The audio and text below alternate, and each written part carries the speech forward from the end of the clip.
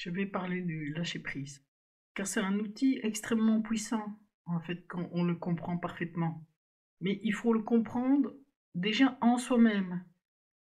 Si on n'expérimente pas quelque chose, en fait, ce n'est qu'une pensée qui reste intellectualisée et en fait, ou une philosophie, ou peu importe. Ça n'a aucun sens. Donc, ce que je vais vous expliquer maintenant, c'est votre capacité d'avoir un lâcher-prise qui vous permet, par exemple, de ne plus penser comme antérieurement. Donc si vous avez des croyances sur vous-même qui vous font dire je dois dormir toujours à cette heure-là, sinon je ne serai pas en forme, alors vous ne serez pas en forme. Mais si vous comprenez que vous pouvez lâcher cette croyance de devoir dormir à cette heure-là, et vous donner la possibilité ainsi, alors vous vous permettrez de rester en forme. Car vous aurez des faits. Simplement dans cette prise de conscience, mais il faut que vous voyez par vous-même dans vos vies ce qui est indispensable pour vous de lâcher prise. Ça veut dire que vous avez des identifications. Vous pensez que vous êtes comme ci, que vous êtes comme ça, que vous correspondez à ceci ou à cela. Et souvent on dit je suis ceci. Non, tu es d'abord un je suis. Le fait d'être, c'est de vivre.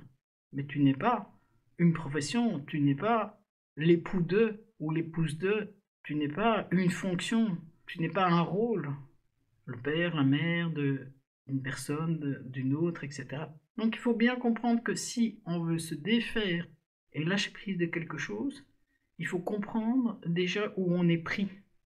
On ne peut pas lâcher quelque chose si on ne sait pas sur quoi on est pris. Dans mon exemple, on est pris sur une croyance qu'on doit dormir à une telle heure précise pour être en forme. Si on ne dort pas à une telle heure précise, ou si on n'a pas un certain quota d'heures de sommeil, on ne sera pas en forme. Non, votre capacité, votre corps et votre vitalité ont des potentiels qui sont bien plus illimités.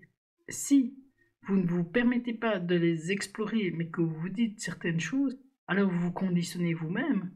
Et plus on se conditionne, et plus la machine fonctionne toujours de la même manière.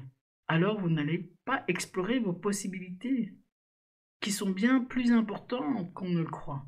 Car l'être humain, on l'a déjà vu, pour maintes et maintes fois, a des potentiels inextinguibles. Cela signifie qu'ils sont vraiment outre mesure. On n'a pas encore vu tous les potentiels que l'on a. Par contre, on sait que notre cerveau a des milliards de neurones et que ces milliards de neurones se régénèrent. Avant, on disait qu'ils mouraient et qu'on en perdait, on en perdait. Non, ils se régénèrent.